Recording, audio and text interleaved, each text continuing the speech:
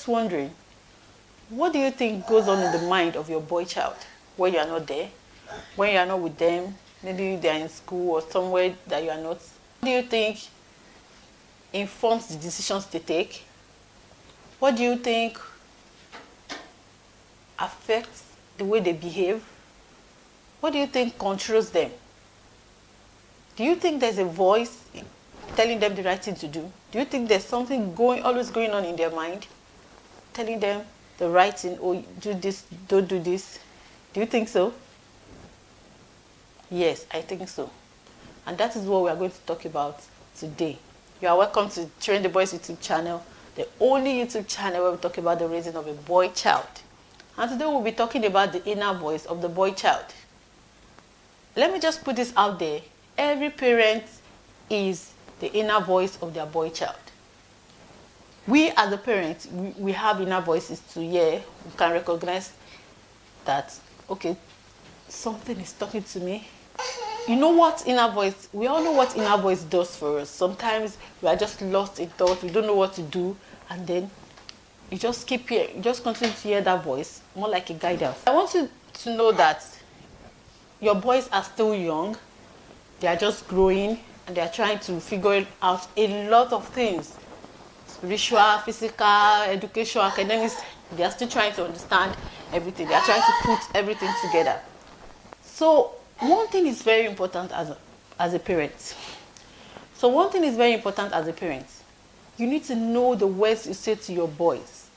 You need to be careful about the things you say, the way you address them, the way you talk to them, the way you react. Because when you are not there, when they are alone, your words becomes the voice they hear.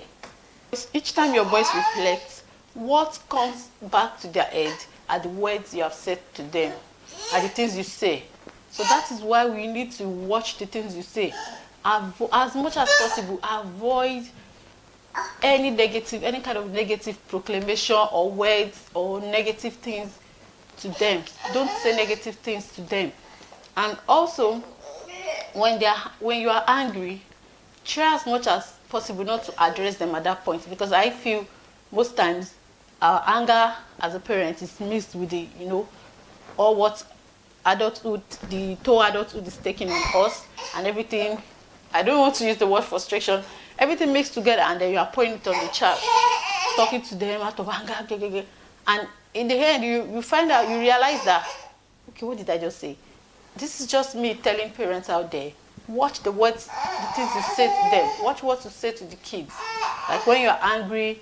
And there's one more thing that is very important. How you talk to them is going to determine how they talk to people too. The way you talk to them regularly is going to affect the way they think normal communication should be. For instance, you want to tell them to stop doing something, and you're like, stop that thing, stop it. I said, leave it. Why are you doing it? When they want to talk to people outside, those are the kind of children that shout. I've met a lot of them. They feel that if they've not shouted, they have not communicated. Like they have to shout. If you ask them, and then when you tell them, they say, this is how I talk, this is my normal voice. That's not the normal voice. This is what, we all know what the normal voice should be now. Because you will read aggression, you read anger in those voices. So let's learn to talk to them in a calmer way, the way we want them to talk to people outside. That's the way we should learn to talk to them. And then let's know the words we plant into their life, because this is going to be what they are going to exhibit. This is the words they are going to say. And even when people meet them out there, this is the kind of things they will keep saying.